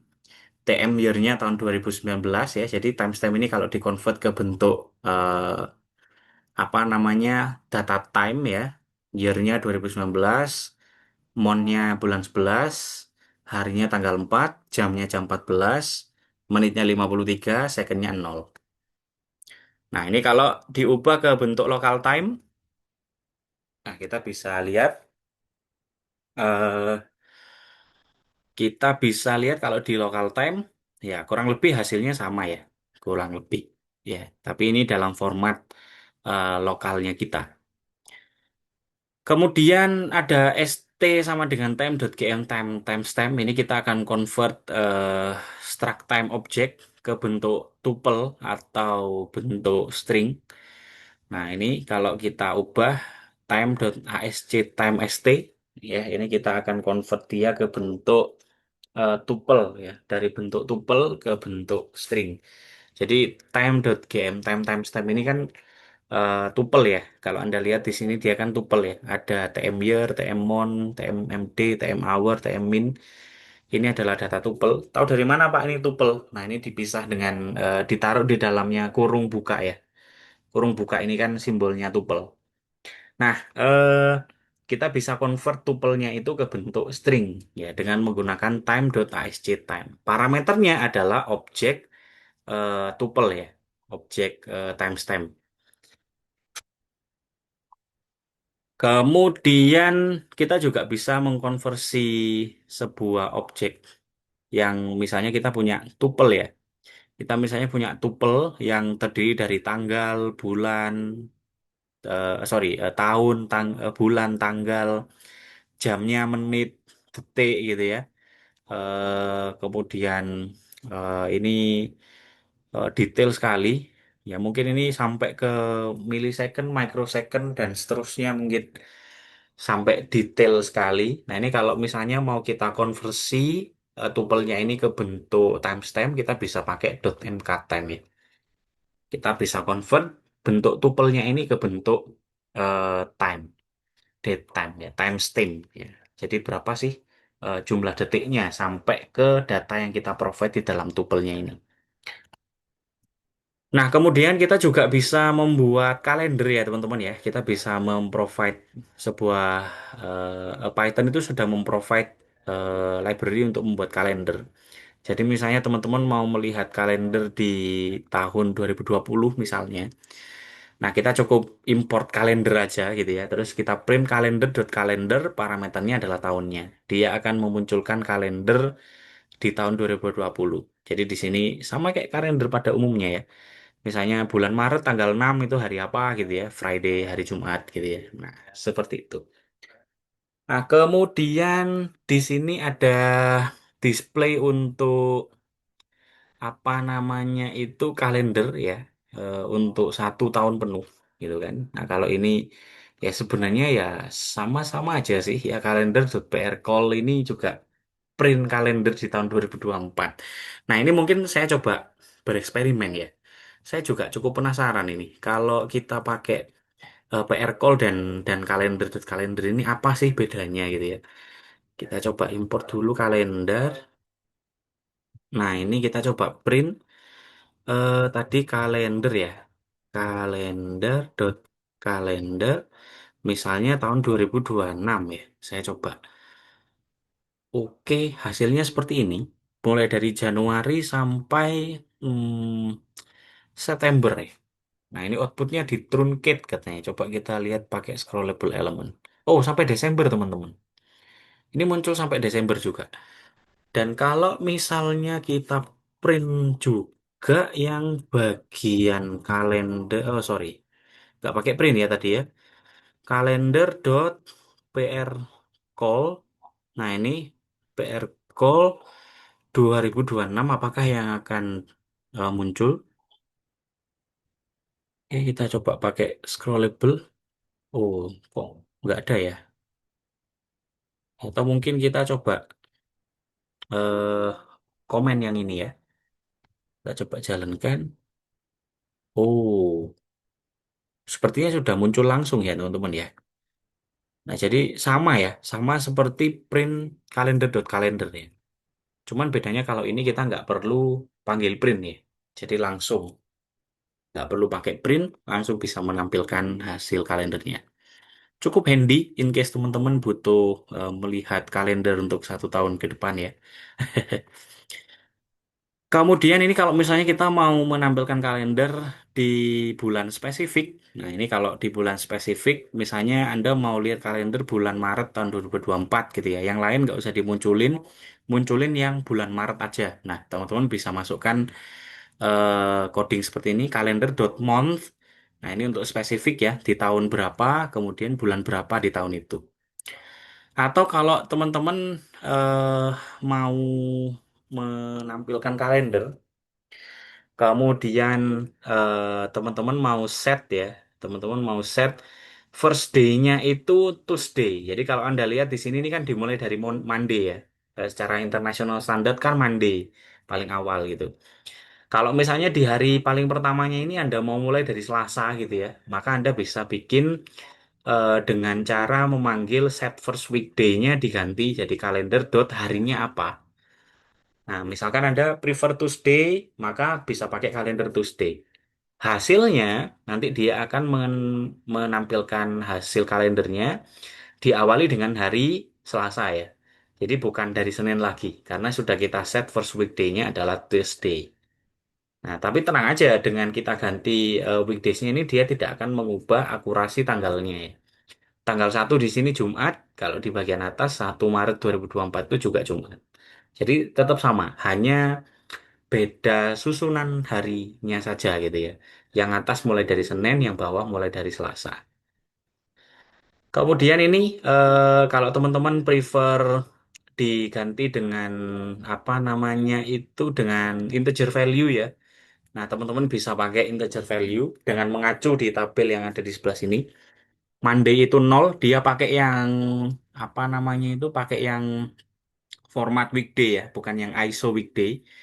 Jadi Monday itu 0, Tuesday 1, Wednesday 2, Thursday 3, Friday 4 dan seterusnya. Nah, ini ada kalender dot Monday kalau teman-teman mau pakai konstan, bebas sih. Mau pakai konstan bisa, pakai integer value juga harusnya bisa. Kemudian, nah ini kalau misalnya kita mau menampilkan weekday dari tanggal yang kita tentukan, misalnya 2024 bulan 3 tanggal 27 itu hari apa sih? Nah, kalau dia written di sini tanggal 2 artinya 0 itu Monday, 1 itu Senin ya. Sorry, sorry. 0 itu Monday, 1 itu Selasa, 2 itu Rabu ya. Maka mungkin Wednesday ya. Nah, kemudian kalender.week header 2 ini kalau misalnya kita mau menampilkan apa namanya itu week header yang dimulai dari satu hari-hari yang ada dalam satu minggu. Nah, ini misalnya kalender.week header. Nah, maka munculnya di sini eh Saturday, Sunday, Monday, Tuesday, Wednesday, Thursday, Friday ya. Nah, kemudian kalau weeknya itu kita set ke 3, maka dia mulai dari Saturday. Nah, Saturday, Sunday, ininya ya teman-teman ya, apa week header itu ini ya, teksnya ya. Jadi teks yang muncul di kalendernya ini, kalau kita pakai 2, maka yang muncul hanya 2 karakter. Tapi kalau kita set 3, maka dia akan masukkan 3 karakter untuk harinya. Kalau 2, maka muncul sa, su, mo, tu, we, t, h, f, r. Kalau pakai 3, pakainya Satsun, Mon, Tue, Wet, Tu, Free. Ya, nah, jadi 3 huruf. Kemudian kita bisa cek ya, apakah eh, tahun itu merupakan eh, leap year atau bukan gitu ya. Nah, leap year itu apa gitu ya. Nah, leap year itu coba kita cek ya. Leap year itu kayaknya kabisat ya teman-teman ya. Kalau saya lihat di sini ini yang bisa dibagi 4 ya. 2020 apakah kabisat? Kabisat itu kan yang Februarinya sampai tanggal 29 ya. Kalender Islip 2020 apakah 2020 itu adalah kabisat? Nah, jawabannya di situ true ya. Ini saya belum sempat cari sih. Mungkin teman-teman nanti bisa coba eksplorasi ya, lip itu apa. Tapi kalau feeling saya ini rasanya untuk ngecek apakah tahun kabisat atau bukan. Nah, kalender leap days ini kayaknya ngecek ya. Dari rentang tahun berapa sampai berapa itu ada berapa tahun yang kabisat gitu ya. Ini misalnya leap days 2010 sampai 2021, dari tahun 2010 sampai tahun 2020, sebelum tahun 2021 itu ada yang leap days nggak gitu ya. Nah, itu kalau kita lihat 2012 itu kan kabisat ya, bisa dibagi 4, 2016 juga kabisat, bisa dibagi 4 dan 2020 juga kabisat ya, bisa dibagi 4. Nah, maka totalnya ada 3 tahun yang termasuk kabisat gitu ya. Tapi saya belum yakin nih, apakah Libdis itu memang untuk kabisat atau bukan. Silakan teman-teman nanti bisa cek di Google ya. Nah, kemudian ini bisa kita gunakan untuk membuka sebuah apa namanya itu membuka class constructor dari kalender. Nah, jadi kalender itu punya satu parameter opsional yang bisa kita masukkan. Jadi misalnya kita mau membuat kalender yang weekday apa namanya tanggal hari-harinya itu ya, keterangan harinya itu dimulai dengan eh, hari apa, misalnya kalender.Sunday di sini misalnya. Ini artinya kita mau set um, first weekday-nya itu dimulai dari Sunday. Nah, ini kalau kita lihat for weekday in C dot iter weekdays, jadi dari C ini kita bisa apa namanya? Kita bisa melakukan iterasi ya untuk setiap weekday yang ada di C ini teman-teman bisa lihat. Nah, kemudian print weekday and spasi ya. Jadi ini kalau misalnya kita mau set first weekday-nya itu dari minggu. Nah, maka hasilnya eh ini ya, dia akan memunculkan tanggal-tanggal yang bukan hari apa ini, karena dia set first weekday-nya itu adalah Sunday, maka kalau kita cek 2024 tanggal 25 itu di sini, oh first weekday-nya nggak muncul jadinya ya di situ ya. 2024 dia munculkannya hanya di tanggal-tanggal setelah first weekday-nya. Nah, ini mulai dari 25, 26, 27, 28, 29. Nah, 30-nya nggak muncul gitu ya. Baru munculnya tanggal eh, 1, 2, 3, 4, 5. Hari Sabtu dan Minggunya tidak muncul ya. Hanya muncul di hari-hari weekday-nya aja. Nah, kemudian ini kalau misalnya kita mau melihat ya eh, setiap tanggal yang ada di dalam kalender. Nah, misalnya kita mau melihat iterasi tanggal pada tahun 2024 bulan 3 Itermon dates. Nah, di sini, nah, maka kita bisa lihat ya tanggal-tanggal apa saja yang muncul ya selain yang kita tentukan di sini. Jadi weekday-nya itu apa aja sih gitu ya. Jadi yang muncul selain Sabtu dan Minggu ya. 25 itu hari Senin, 26 itu Selasa, 27 Rabu dan seterusnya. Nah, kalau yang weekday di sini dia hanya menentukan tanggal awalnya itu dimulai dari em, first weekday-nya itu kan Sunday ya. Sunday, Monday, Tuesday, Wednesday.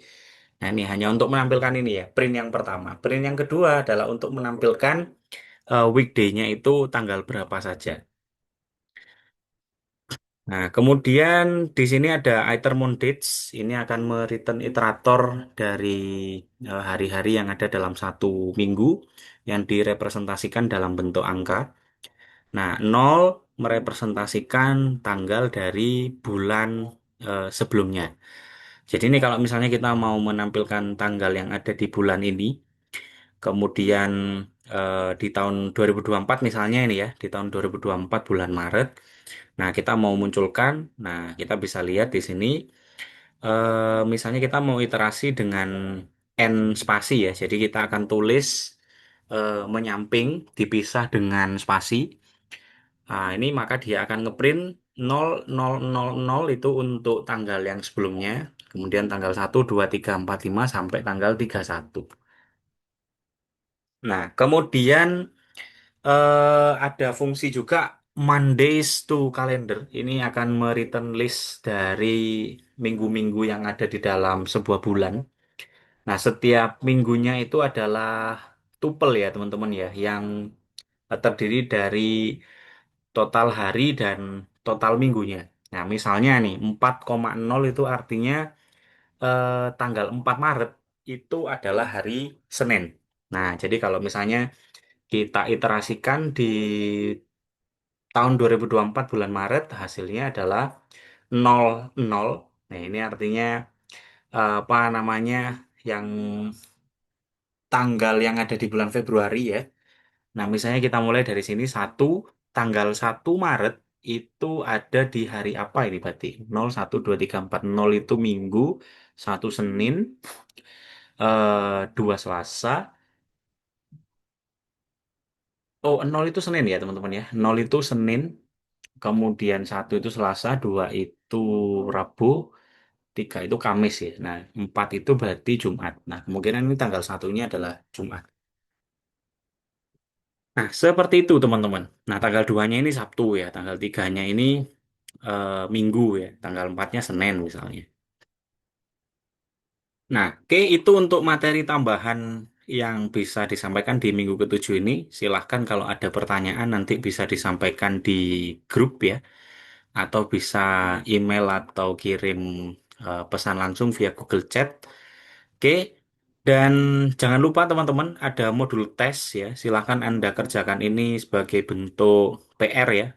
Silakan Anda kerjakan sebelum tanggal 27 April 2026. Nah, apa yang harus dikerjakan? Yang perlu Anda kerjakan adalah modul 4 ya, modul tes untuk modul 4. Kemudian ada final test untuk PE 1. Kemudian ada final exam juga untuk yang PE 2 ya, Python Essential 2 ya. Silakan tiga bagian ini Anda selesaikan sebelum tanggal 27 April 2026. Dan jangan lupa juga untuk menyiapkan UTS Anda dengan baik ya. Semoga Anda sukses di UTS ya. Sampai jumpa lagi di pertemuan pembelajaran setelah UTS. Terima kasih.